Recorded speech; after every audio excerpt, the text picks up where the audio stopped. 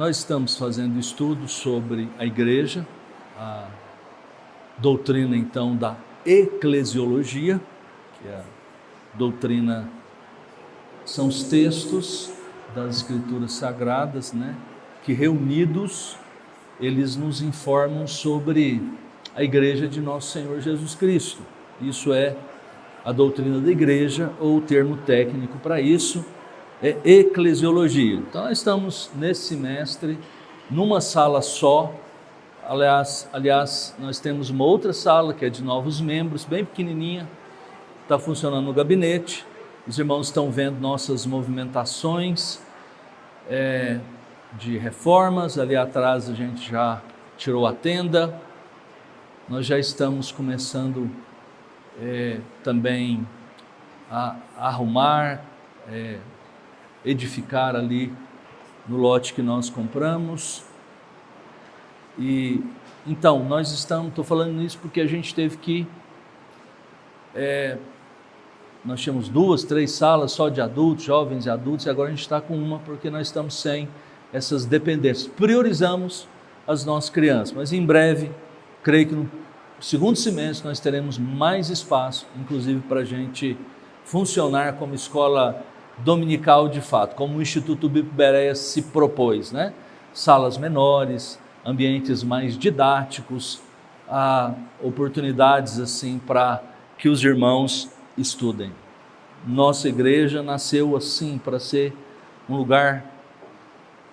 Muito obrigado, diácono.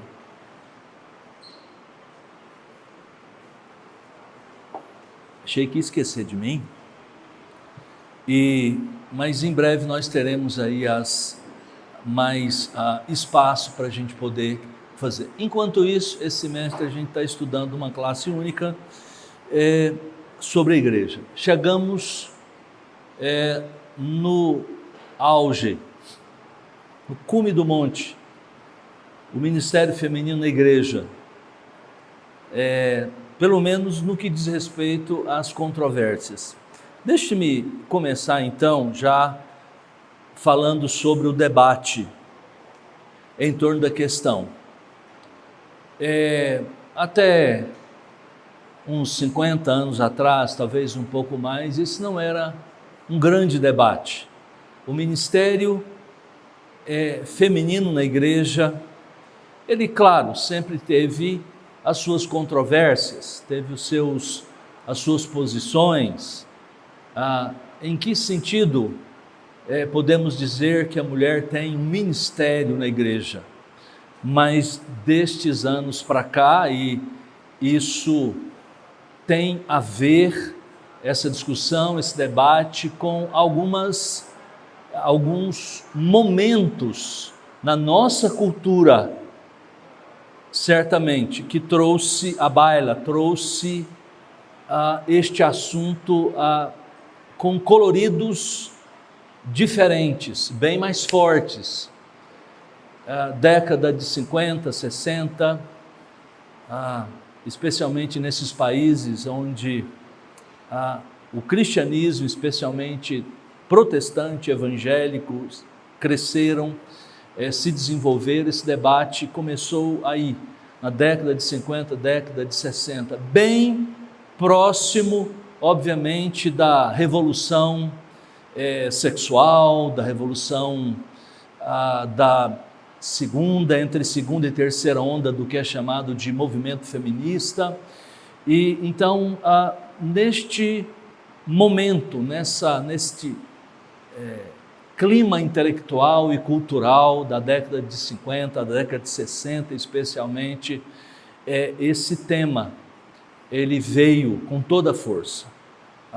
Afinal de contas, o que a mulher pode oferecer à igreja? Qual o seu ministério? E aqui nós vamos nos ater basicamente o que diz respeito à ordenação feminina ao ministério, se isso é defensável à luz das Escrituras, e se é ou não é, os textos da Bíblia devem nos dizer.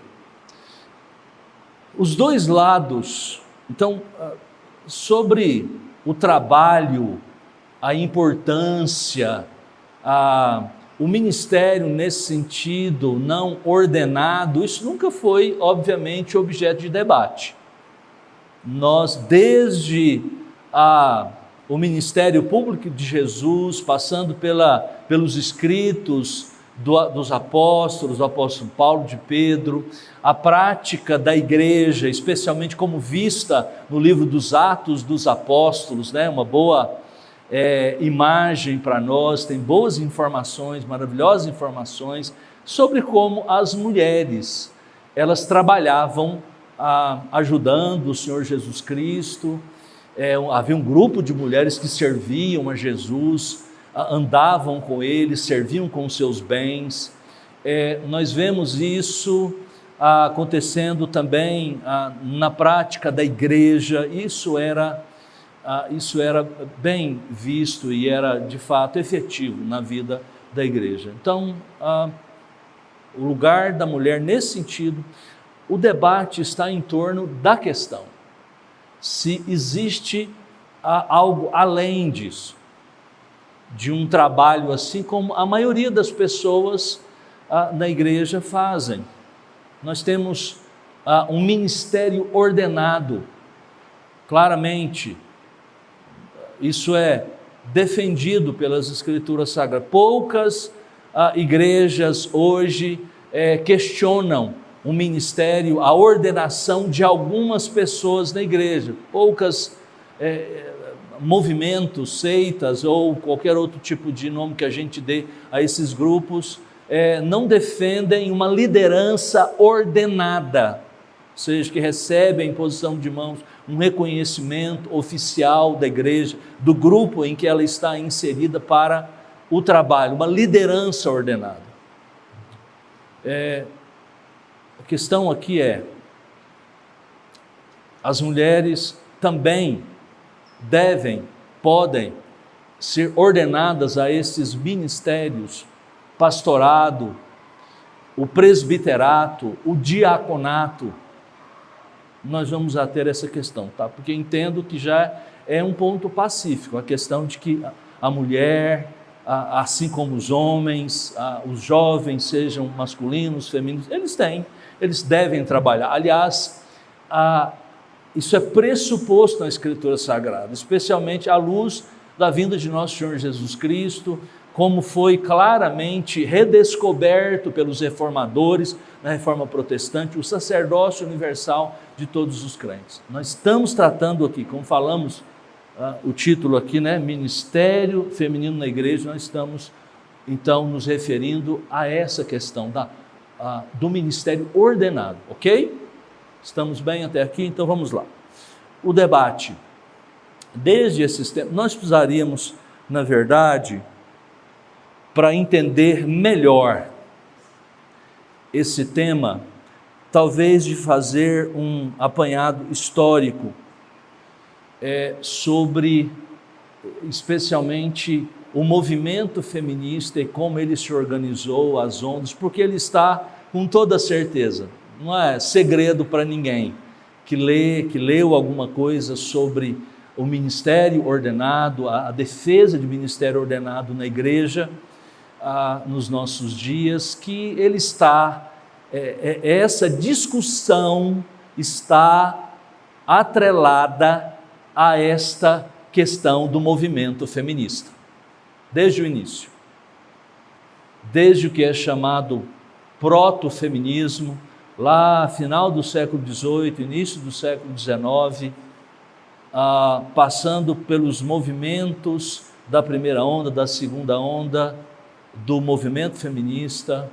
A gente precisaria fazer isso, mas esse será um outro momento, para um outro momento. Eu só preciso fazer esse marco, que não sei se para o bem ou para o mal, se é positivo ou se é negativo. Eu acho que é, ao meu ver, muito mais negativo, que muitas vezes a igreja ela só responde, ela normalmente não antecipa os problemas, as questões. Ela muitas vezes ela tem reagido às discussões, ela dá as suas respostas. Alguém disse certa vez que grande parte dos problemas que a gente enfrenta dentro da igreja, essas discussões todas que vêm surgindo em qualquer que seja a área, essa do ministério ordenado, são por causa de contas mal pagas da igreja. Isso é uma expressão, né?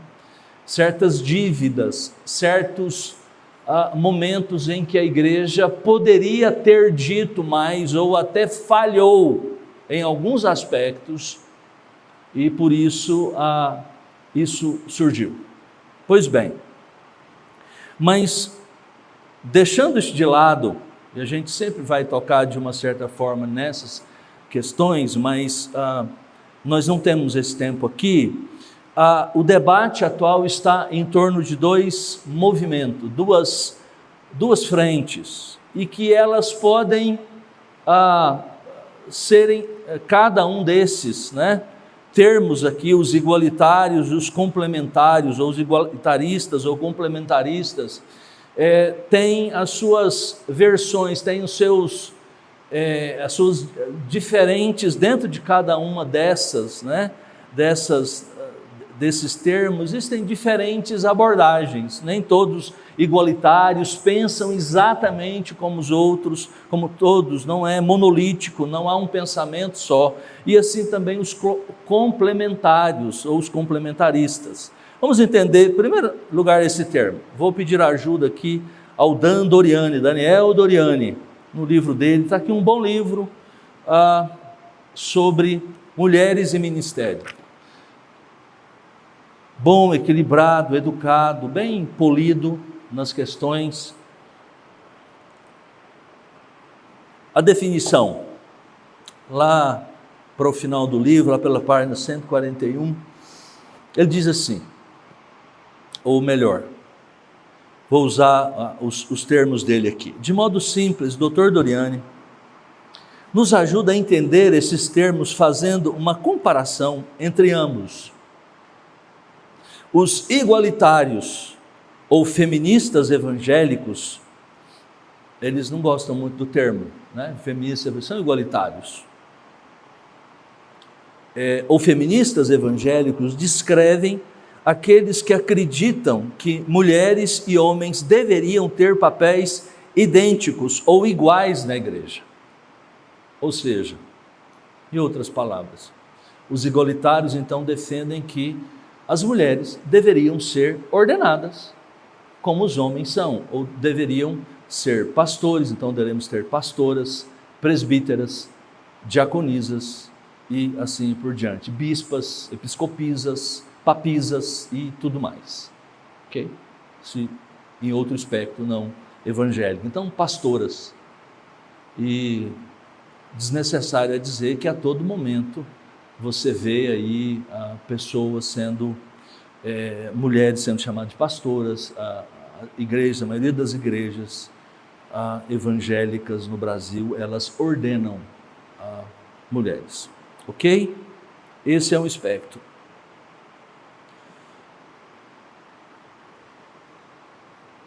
E os complementários, ou complementaristas, ou tradicionais, descrevem aqueles que acreditam que mulheres e homens devem ter papéis complementares. Esses então defendem, em outras palavras, que assim como foi em quase toda a história da igreja, desde o início, as mulheres não são ordenadas para o ministério. Isso é algo novo, daí são chamados também de tradicionalistas, né? Porque isso é bem recente. Essa defesa, como eu disse, está muito atrelada aos movimentos históricos libertários relativos às mulheres, ok? É bem recente na história da igreja, né? Dentro do contexto da história da igreja. Então, os complementários entendem que, assim, existe um ministério na igreja, o ministério feminino, mas nunca, não se pode provar pelas escrituras, defendem, que mulheres devem ser ordenadas a pastor, por exemplo, serem pastoras, por exemplo. Só para vocês terem uma ideia, se vocês estão lendo aí alguma coisa sobre o assunto, está aí nas nossas livrarias. Eles não só escrevem sobre isso, esses teólogos aqui igualitários ou complementares, mas só para você ter uma ideia de que há muitos que estão em algum espectro dessas posições. Os teólogos igualitários, Craig Keener, especialmente de alguns anos para cá, muito traduzido, os livros dele, um erudito, estudioso, especialmente do Novo Testamento, Gordon Fee, Grant Osborne e Stanley Granz. Teólogos complementares, mais conhecidos ainda talvez, nós estamos acostumados com nomes como John Piper, R.C. Sproul, Wayne Grudem, Douglas Moo e muitos outros, né? Aí, só para nós ficarmos bem cientes desses autores. A maioria, claro, dos livros que a gente acessa, que a gente tem nas nossas editoras, que a gente está acostumado, como a nossa própria editora Cultura Cristã, ou outras como Vida Nova, Fiel e tantas outras, publicam, obviamente, às vezes, algum livro sobre debate nesse sentido, mas a grande maioria, por serem normalmente representantes, editoras que representam mais esse espectro complementarista, né? Ou tradicional da igreja. Você vai ter, com toda certeza, muito mais material. Eu arrisco a dizer que há muito mais material, de uma maneira geral, sobre discussões, livros, né, textos sobre essa visão de complementariedade, ok? Que é argumentos básicos. O que os igualitários, de maneira geral, defendem? Qual a justificativa, eu diria, bíblica e muito mais cultural, respirando assim esse clima do nosso tempo, né? É uma palavra alemã usada, o Zeitgeist, que é o clima intelectual, a maneira como as pessoas pensam para isso, né? Sobre essas questões, é muito interessante. Não são simplesmente algumas tentativas bíblico-teológicas, mas também os igualitários, eu acho que os argumentos mais fortes, eles são muito mais contemporâneos, muito mais, procuram muito mais uma relevância, assim, do momento para o momento. Você falar que as mulheres não podem fazer tudo o que elas querem na nossa sociedade hoje, você está caçando briga. Eu provavelmente estou caçando briga com algumas aqui, muito provavelmente. Espero que não, mas é sempre possível, não é, Samir? Mas, vamos lá. Primeiro, são basicamente 3 argumentos, vou colocar aqui entre aspas, né? O argumento do tipo todos os dons, o argumento do chamado subjetivo e o argumento da plenitude do tempo. Primeiro, o argumento todos os dons pode ser construído a partir de um silogismo, diz ainda o Dr. Daniel Doriani. Premissa maior: todos têm dons e devem estar livres para exercê-los. Premissa menor: as mulheres receberam o Espírito e seus dons. Portanto, essa é a conclusão: mulheres devem estar livres para exercer todo o dom em todo o cenário, como líderes ou seguidores. É um argumento assim, lógico, né? Partindo mais como está aí uma premissa, uma segunda premissa e aí uma conclusão. Um argumento lógico. desse tipo. Todas as pessoas, Deus deu dons. Está lá na Escritura, de maneira geral, sim. Está as listas de dons espirituais, e não é dito que esses dons espirituais, como 1 Coríntios capítulo 12, capítulo 14, Romanos capítulo 12, 1 de Pedro capítulo 4, que menciona também alguns dons espirituais, e lá não é dito que isso é só para os homens, para todo o corpo de Cristo, especialmente passagem de 1 Coríntios. Premissa menor: as mulheres receberam o Espírito e seus dons, claro. Então parece óbvio, mulheres devem estar livres para exercer qualquer tipo de dom espiritual. Segundo argumento normalmente utilizado pelos igualitários, o argumento do chamado subjetivo começa com o fato de que algumas mulheres informam que tiveram um chamado de Deus para o ministério cristão. O chamado pode vir sem ser procurado, durante oração, êxtase, ou quando uma mulher vê uma necessidade que ninguém mais nota. Vem um forte chamado para executar uma tarefa para Deus. Quando ela serve, diz que Deus abençoa os seus trabalhos. Como pergunta ela, pode alguém questionar o seu chamado, que foi sentido de forma tão profunda? Igualitários creem que as mulheres precisam estar livres para agir em resposta a um chamado para servir. É o argumento da experiência, da subjetividade, né? Que também, de certa maneira, para qualquer tipo de chamado, seja homem ou mulher, começa a si mesmo, né? É algo que toca o seu interior. O meu chamado, obviamente, foi assim, eu tive um interesse, isso veio da minha subjetividade, do meu interno, do meu interior. Mesma coisa, algumas irmãs têm dito, eu sou chamada para o ministério, para fazer algumas coisas na igreja. Algumas dizem, eu fui chamada, eu sinto que Deus me chamou para ser pastora, para ser isso ou aquilo, para ser uma presbítera na igreja. É muito difícil não dizer você não foi. E ainda mais, parece que a experiência tem mostrado que algumas fazem pelo menos algumas coisas, alguns desses trabalhos muito melhor do que muitos homens. É ou não é? Pode ser. Sei que você terá vários argumentos aí. Não é isso que a gente está ouvindo aí na sociedade? Todos os dias eu vejo, pelo menos quando abro lá o meu Instagram, de vez em quando, tá? Cuidado com isso, tá?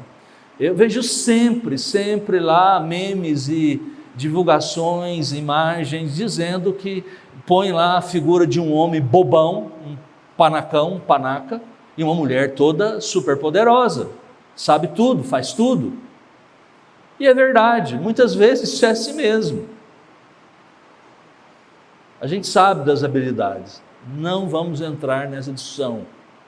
Então, aí elas dizem, e ela prega muito melhor do que ele, do que fulano de tal, que é homem. Então, é o argumento da subjetividade. Eu sinto que Deus me chamou. Quem é você, porco chauvinista, para dizer que eu não sou? Terceiro argumento, o argumento da plenitude do tempo. Primeiro diz que os limites do Novo Testamento em relação, aqui especialmente o Craig Kinner, gosta muito desse argumento, o argumento da plenitude do tempo. Primeiro diz que os limites do Novo Testamento em relação ao ministério de mulheres eram concessões temporárias pelas limitações dos autores e status social na antiguidade. A igreja liberou as mulheres como podia, mas se Jesus tivesse escolhido apóstolas e Paulo tivesse permitido presbíteras, isso seria provado ser fatal para a igreja naquele tempo lá.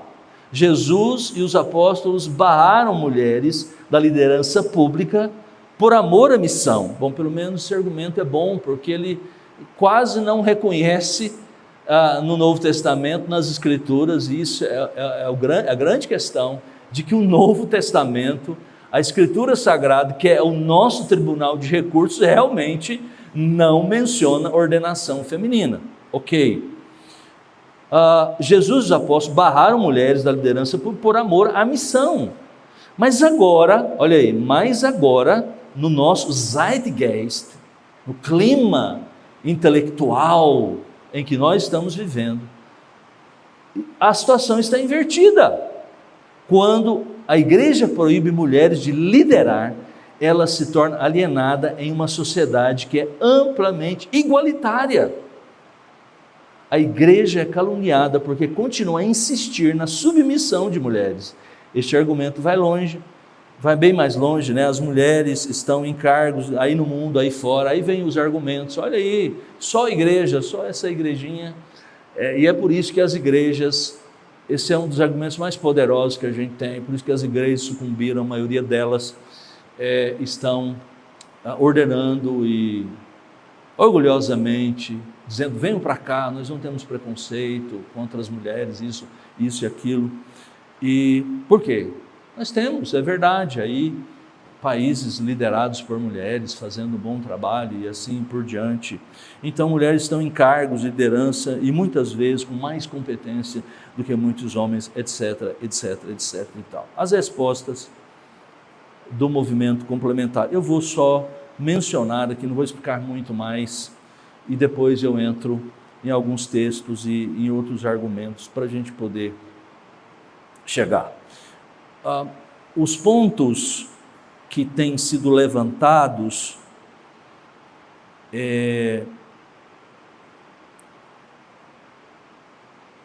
questionando essas 3 teses ou maneiras de defender o igualitarismo, são questionados pelos autores bíblicos,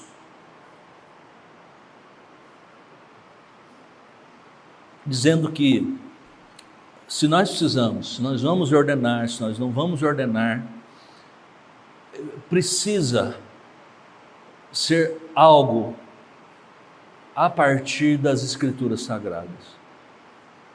Nós somos igreja. Então, a resposta é uma resposta de interpretação.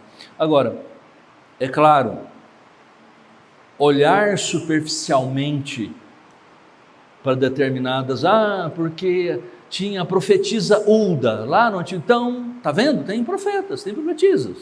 Então, daí é uma resposta hermenêutica, daí esse termo tem a ver com profundidade, você precisa aprofundar um pouco mais, as respostas precisam ser a partir, hermenêutica é o termo para interpretação, é um termo técnico para dizer que a gente precisa ter princípios de como nós fazemos as nossas leituras da Escritura. As pessoas ingenuamente às vezes se aproximam da Escritura, está na Bíblia, né? Virou meme, um político aí, né? É bíblico, é só porque fala lá, só porque menciona. Não, a Escritura Sagrada precisa ser tratada com mais respeito, né? Ela é um livro, não é fácil.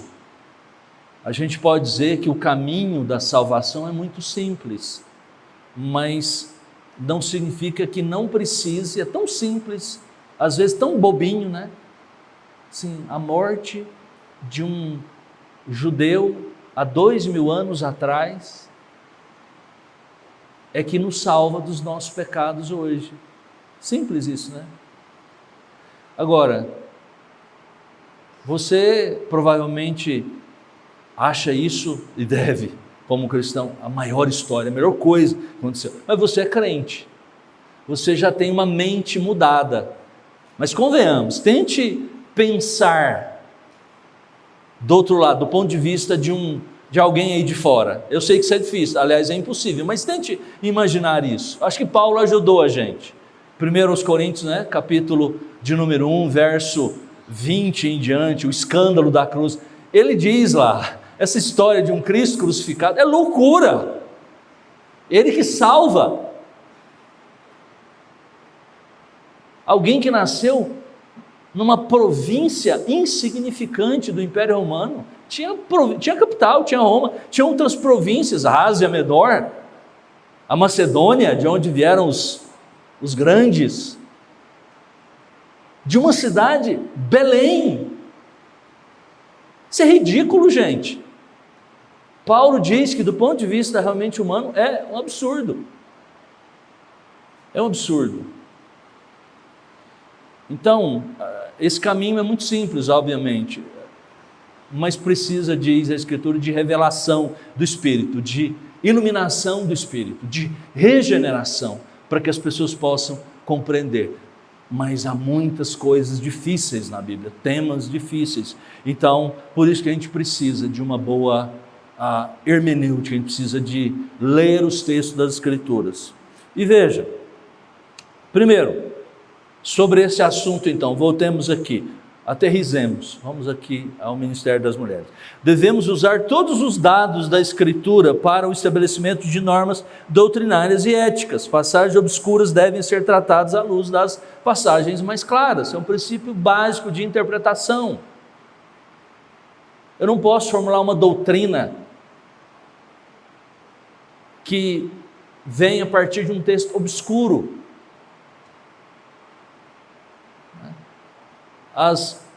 Os mormons fazem uma doutrina lá a partir do batismo pelos mortos. A partir dessa expressão lá de 1 Coríntios capítulo 15, Paulo, no meio do argumento da ressurreição, usa esse termo que a gente aí cria uma doutrina a partir disso. Esse é o problema. Totalmente equivocado, um texto obscuro. Você não tira nenhuma doutrina cristã defendida pelos evangélicos que têm a Escritura como palavra de Deus, se baseiam em um texto só, que está lá num cantinho, lá num comentário de um dos apóstolos. Não. Nós cremos na doutrina da Trindade, é a coisa mais profunda que existe. E a gente não consegue entender isso muito bem, mas há textos suficientes que suportam a doutrina de que o Pai é Deus, o Espírito é Deus, o Filho é Deus, mas não são três deuses, são três pessoas, é suficiente. Nós temos, é muito difícil essa doutrina, mas há textos que suportam, entende? Então a gente precisa pensar nisso. Segundo lugar,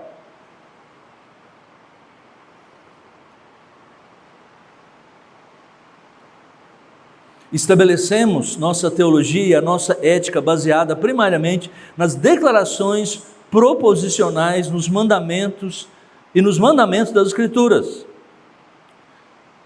Ou seja, mais uma vez essa ideia de clareza. As doutrinas são baseadas em declarações dos apóstolos, ou lá atrás dos profetas, de Moisés, lá no Pentateuco. As narrativas são importantes, a gente gosta especialmente das histórias da Bíblia, mas devem ser interpretadas à luz dessas declarações. Então, porque uma profetisa, existia profetisa, pronto, já existem pastoras, é um caminho muito longo. Né? Terceiro, devemos distinguir entre mandamentos das Escrituras que surgem de um contexto cultural particular e os que são baseados em realidades imutáveis, por exemplo, Deus, criação e queda. A discussão sobre se você pode fazer tatuagem à luz lá de Levítico, capítulo 17, 18, uma coisa assim. Ou seja, é preciso entender isso à luz da cultura, daquele tempo. Do que ele está falando? Se a gente pode transportar para cá. Eu só citei esse exemplo, assim, não é para suscitar a discussão, obviamente, embora a provocação é boa, mas só para dizer assim que é preciso entender contextos culturais, em que sentido aquilo estava lá.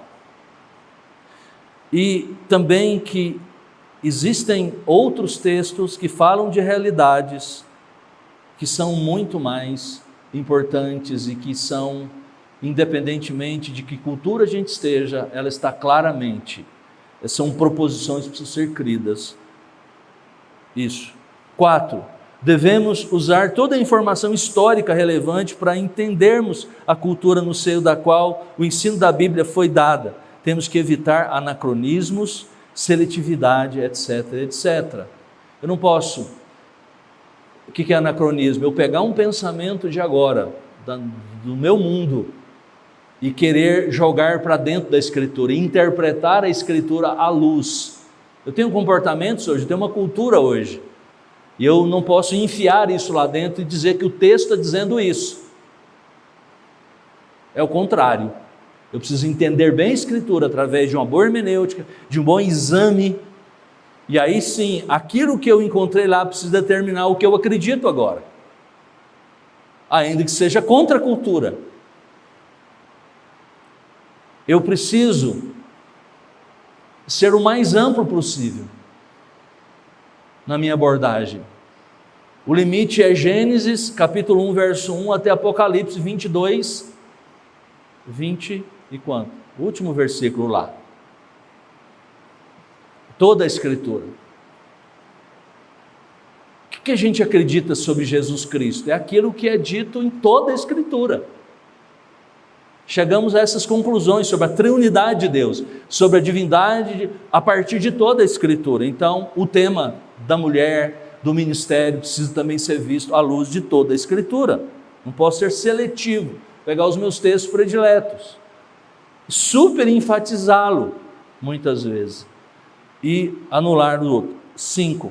Cremos que toda passagem da Escritura tem um sentido primário, que corresponde à intenção do autor.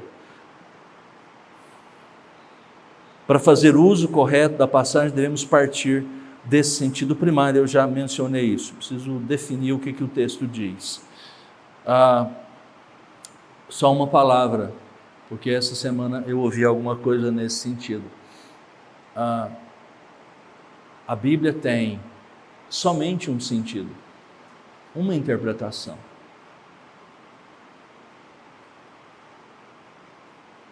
Eu, como leitor, devo buscar esse sentido. Você diz, mas por que há tanta divergência? Batismo, por exemplo, batismo. Pastor, olha aí, uns batizam assim, outros assado. Ok, talvez nós 2 ou 3 que tem uma posição, todos estejamos errados. Mas a Bíblia só tem um sentido. Ou talvez desses 3, um esteja certo. Espero que seja eu, né? Mas pode ser que não. Há textos difíceis, então nós temos algumas dificuldades, vamos caminhar com isso. Mas agora dizer, você tem a interpretação desse texto, não, tudo bem, e você tem, você também tem desse texto, beleza, então cada um está dizendo coisas contrárias, está tudo certo? Não está tudo certo, ou nós 3 estamos errados, ou um de nós estamos certos, mas tem um sentido. Digo isso porque isso é muito comum. Essa semana tivemos experiência nesse sentido. O menino falou uma coisa, e aí alguém disse assim, não, está tudo certo, porque a Bíblia tem várias interpretações. Não tem. Tem uma só. A gente tem texto que talvez a gente nem saiba. Ok. Aceitamos que as Escrituras têm autoridade final e não a nossa experiência. Temos que testar toda a nossa experiência à luz da Bíblia. Esse negócio de subjetividade é muito perigoso. A Bíblia precisa tocar o nosso coração, afetar a nossa subjetividade, ok? E é claro, isso é. Mas definir uma prática, uma doutrina na base do eu sinto, como o nosso querido reverendo Pedro diz, no quentinho, no calor aqui do coração, eu sentia que não é por aí que a gente define se uma coisa é verdade ou não. A minha experiência, eu sei que há momentos difíceis, né? Porque aí levanta o irmão assim, todo respeito, respeitável, ou irmã, e diz: eu sinto que Deus disse isso. Ô irmão, mas a Escritura diz isso. Já tivemos problemas assim. Mas a experiência não é o nosso guia. Mesmo que tenha... E os resultados, olha aqui, tá aqui uma folha corrida de resultados que... Mas a Escritura diz isso. Ok. Ordem. Eu queria que você abrisse sua Bíblia para o nosso texto.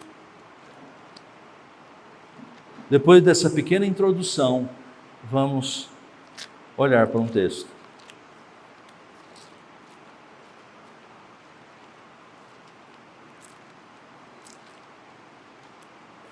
Primeiros Coríntios capítulo 11. É importante esse texto para nós, e basicamente é este texto, e mais uns 2 menores que a gente vai considerar. Capítulo 11, verso 2.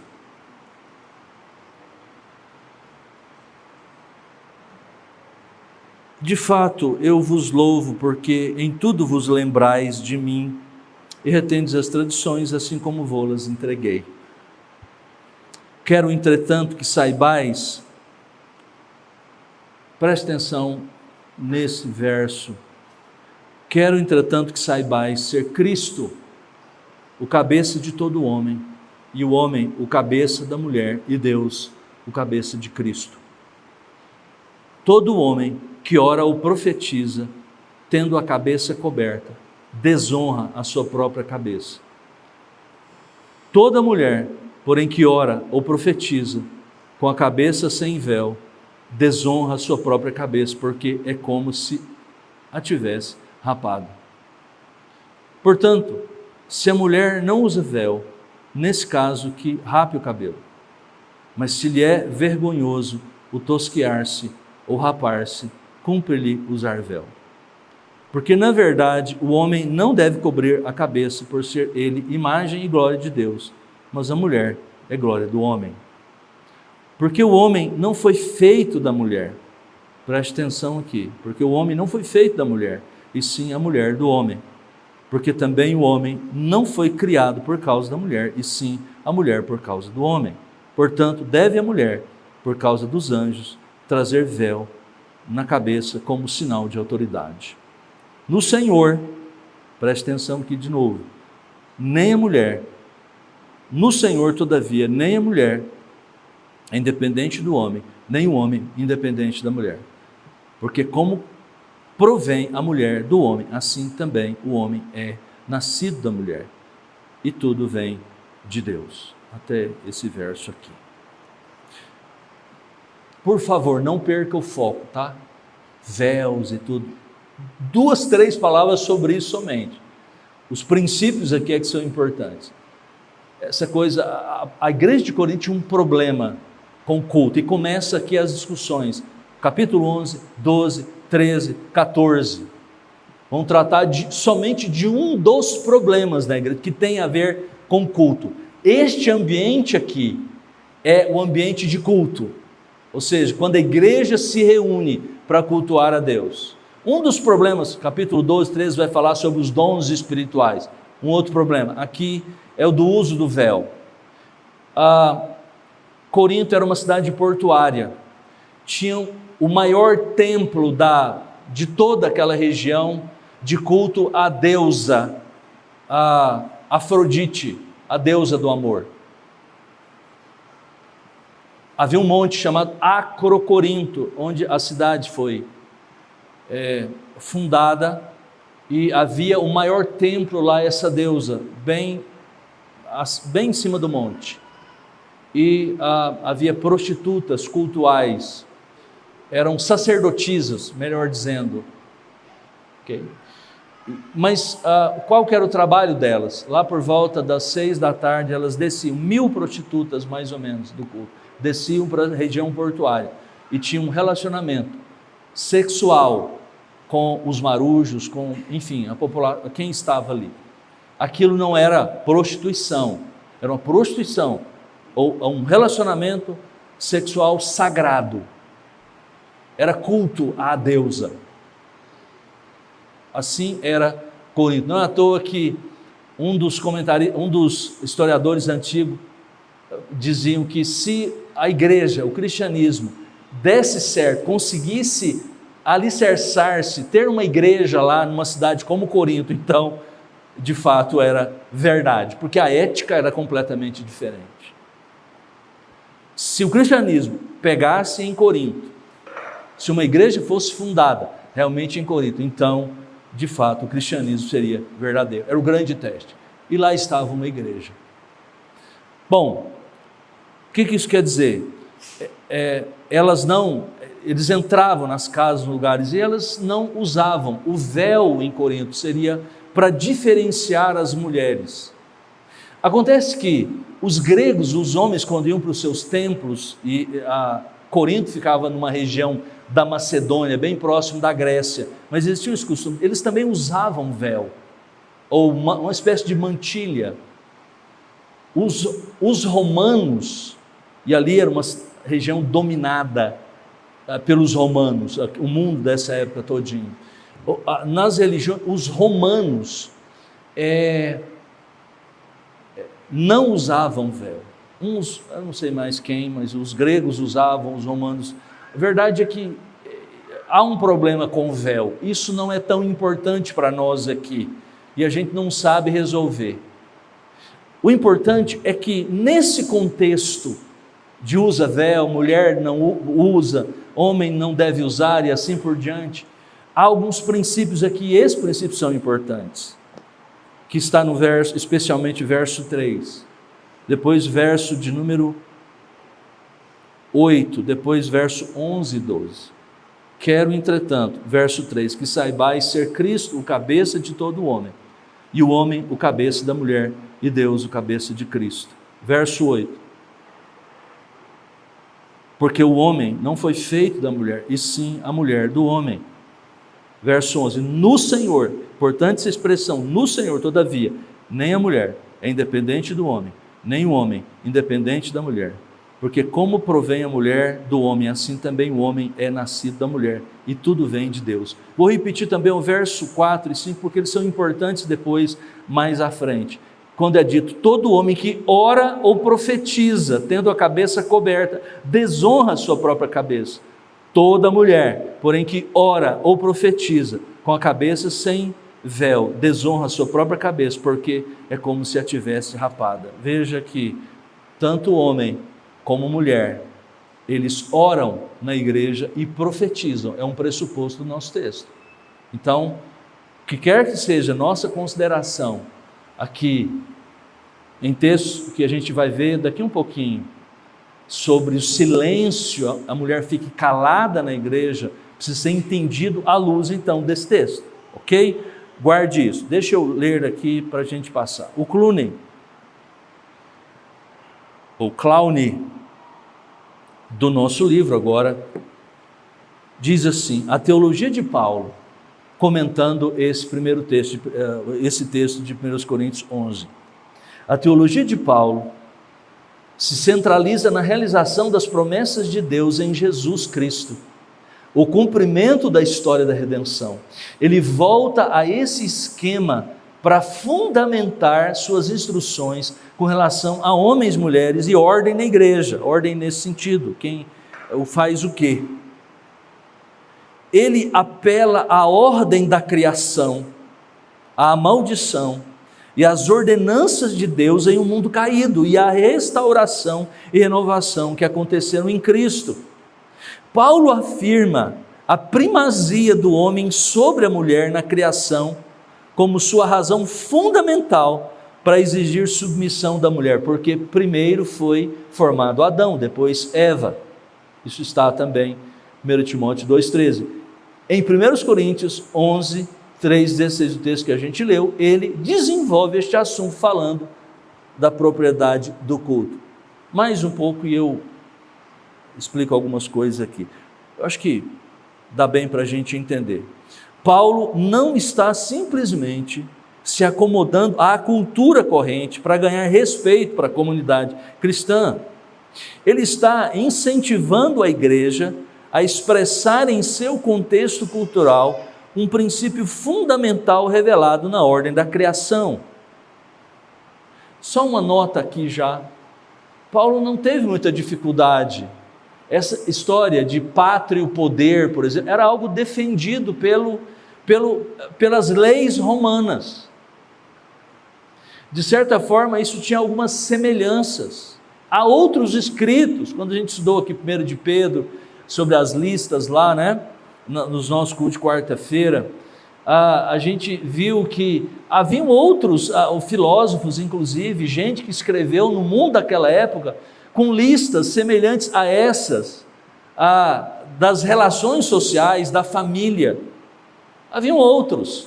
Isso não é só do Novo Testamento, as listas como essa, que está em Efésios capítulo 5, verso 18 em diante, verso 22, sobre as funções da mulher, do marido, da família, dos filhos, o que deve ser feito, os patrões, os empregados e tudo mais. Isso não era uma grande novidade, é claro, Paulo estava muito mais profundamente lidando com a nossa pecaminosidade, o problema que existe dentro das nossas casas, nas nossas famílias, por causa dos nossos pecados. Isso ele faz. Então, nesse sentido, não há eu diria entre aspas, grandes novidades. A precedência do homem sobre a mulher é comparada com a precedência de Cristo sobre o homem. Veja como o argumento de Paulo aqui é importante, veja, irmãos, e com a precedência de Deus sobre Cristo. Ao mesmo tempo, Paulo nos adverte contra fazer dessa distinção na criação um único fator na ordenação de Deus para a relação entre homem e mulher. Verso 11 e 12. Talvez, ao acrescentar no Senhor, Paulo estivesse vinculando a criação com a encarnação de Cristo. Na criação, a mulher não existia sem o homem, pois Eva foi formada do corpo de Adão.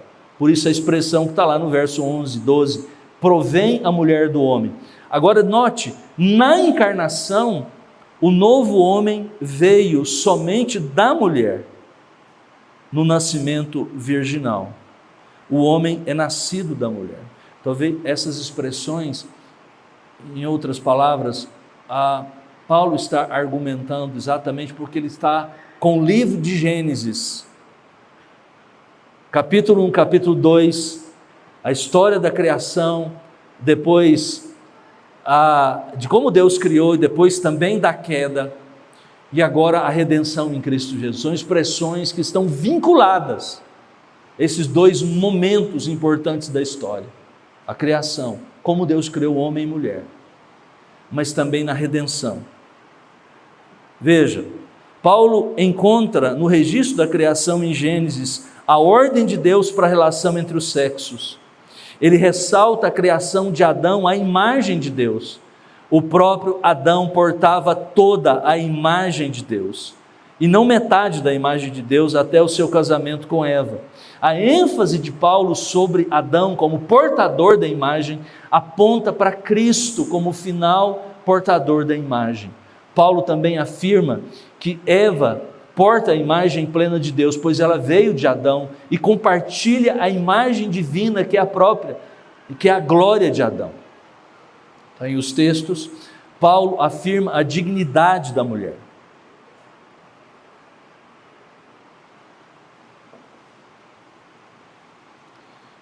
A dignidade da mulher no relacionamento matrimonial, quando homem e mulher se tornam uma só carne, de forma que, ao amar sua esposa, o homem ama a si mesmo, Efésios 5 diz isso, ele é um com ela, e ela é uma com ele, em uma analogia com a relação de Cristo com a igreja.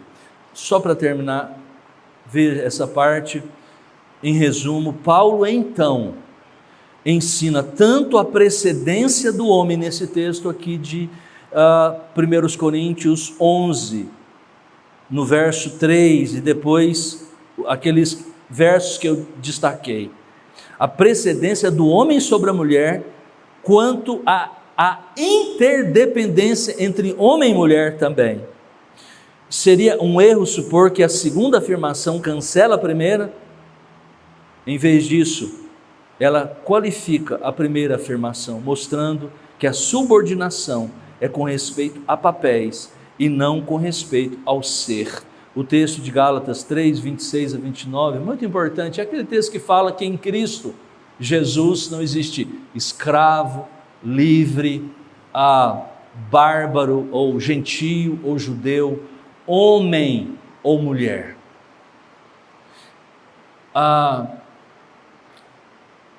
É um dos textos usados um dos mais usados pelo movimento evangélico feminista ou dos igualitários, para dizer, vejam, olha aí, em Cristo, então, tudo bem, lá na criação havia uma distinção, mas agora em Cristo, na redenção, acabou, veja, em Cristo não existe essas marcas, essas diferenças. A grande questão é que todo o contexto de Gálatas é bem diferente das outras listas, como de 1 Coríntios capítulo 11, como também de 1 Coríntios capítulo 14, como de 1 Timóteo capítulo 2, em que fala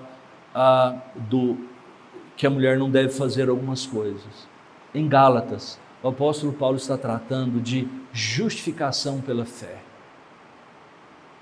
O contexto todo tem a ver com salvação, sim, em termos das bênçãos espirituais, que a justificação e todas as outras doutrinas ali embutidas nessas verdades que Paulo está tratando, realmente não existe distinção.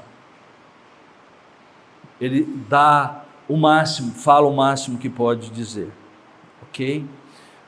Assim também Cristo, o Deus homem, é sujeito ao Pai, embora como Filho divino ele seja igual ao Pai. É interessante, nessa lista de 1 Coríntios 11, ele parte da ideia da divindade de Deus, mesmo no ser triuno de Deus, no que diz respeito à vinda do Filho, à encarnação do Filho, à subordinação.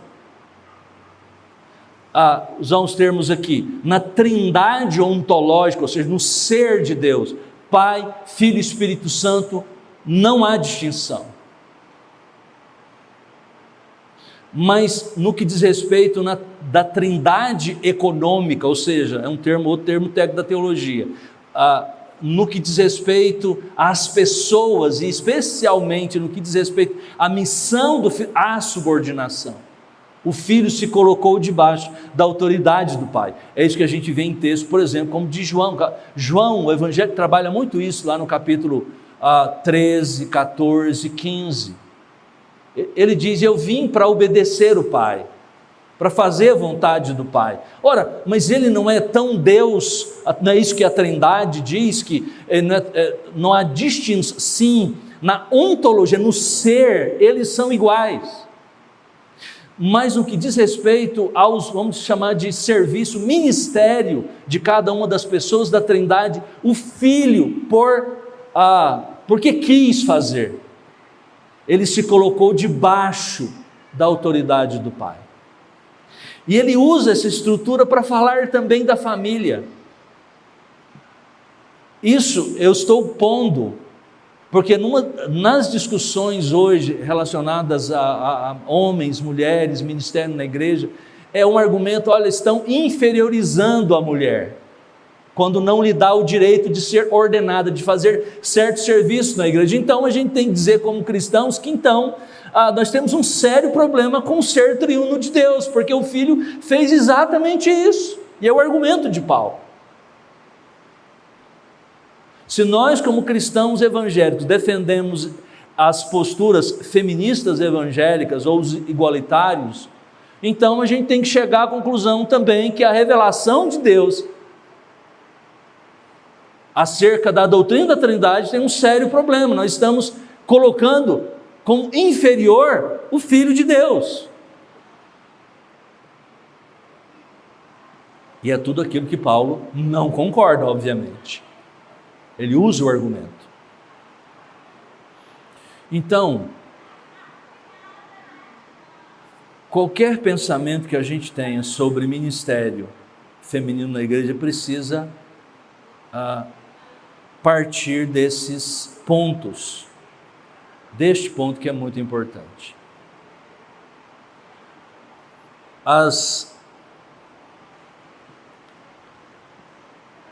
Eu vou parar por aqui e eu queria pedir, se for possível, que eu continuasse no próximo domingo. Não sei, não tem jeito, porque eu não quero entrar mais, nosso tempo acabou, o segundo sinal foi dado, bem timidamente, só eu ouvi, mas eu ouvi.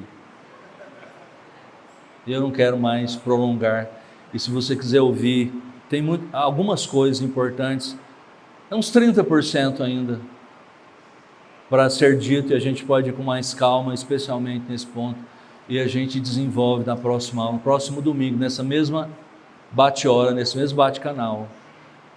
Ninguém entendeu absolutamente nada. Isso é uma piadinha lá de 1900, né, Sol? Okay.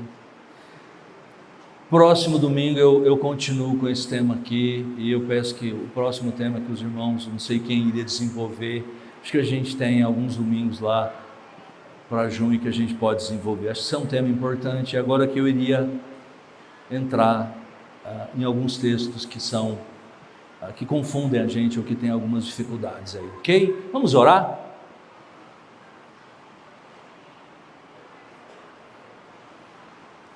Querido Deus e Pai, pedimos que o Senhor nos dê a graça de nos aproximarmos das Escrituras Sagradas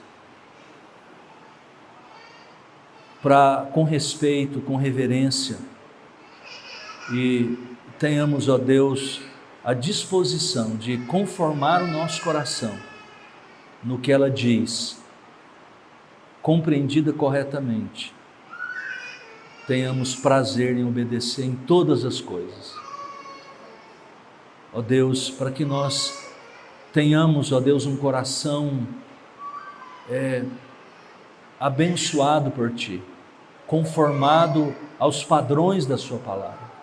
Ajuda-nos a entender, a ter discernimento das questões mais difíceis, a fim de que nós possamos ser edificados, nós possamos ser bem direcionados, ó Deus, quanto àquilo que a Tua palavra requer de nós. Abençoe os meus irmãos, as minhas irmãs, que todos tenhamos um coração disposto a Te obedecer. Em nome de Jesus, amém e amém.